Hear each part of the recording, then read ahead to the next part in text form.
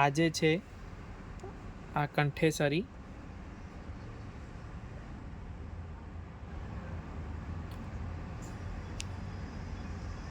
તો કંઠેસરી આવી રીતે ધરાશે ઠાકોરજીને, આવી રીતે. ત્યારબાદ આપણે બાજુ પહોંચી જોઈ જઈએ તો આવી રીતે આ બાજુબંધની જોડી છે, અને આવી રીતે અહીંયા ધરાશે ઠાકોરજીને. અને પહોંચીમાં આપણે જોઈ લઈશું હવે, તો આ પહોંચીની જોડી છે,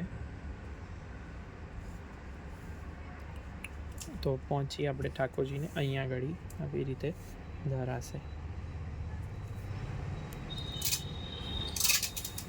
ત્યારબાદ આપણે હવે શ્રીઅંગના શૃંગારમાં જોઈશું, તો આવી રીતે આ જે છે એ કંદોરો છે,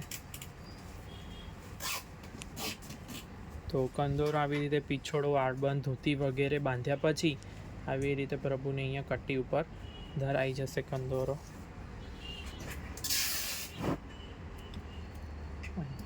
અને શ્રીકંઠની અંદર હાથ આપણે ઓલરેડી જોઈ ગયા છીએ, શિરપેચ, શીશફૂલ. તો હાંસની નીચે આવી રીતે ધરવા માટે આ ત્રવલ છે,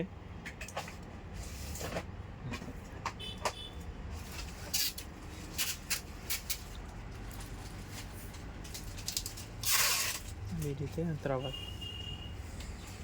તો હવે આપણે માળાજીનો પ્રકાર જોઈ જઈશું.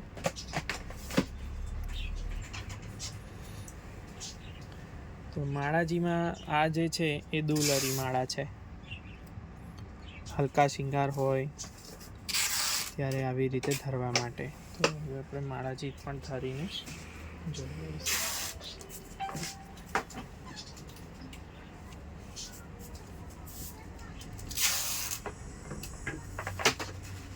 તો આવી રીતે આ દુલરી માળા.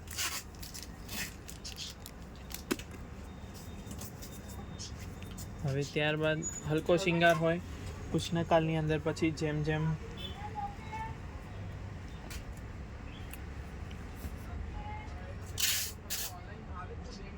ત્યારબાદ પછી આ જોઈશું આપણે આ ત્રિલળી માળા. તો જુઓ આ એરિયા ત્રિલળી માળા.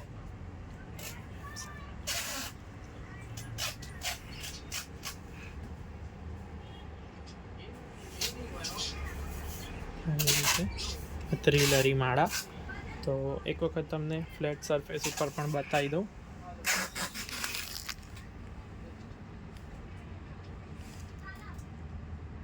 તો આવી રીતે આ ત્રિલળી માળા છે. ત્યારબાદ આપણે પચલરા જોઈશું. તો આ જે છે એ પચલરા છે.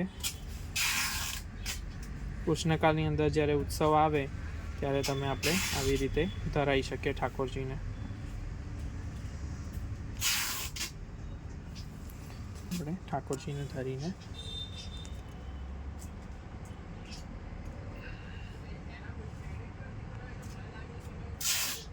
તો આવી રીતે આ પચલરા છે.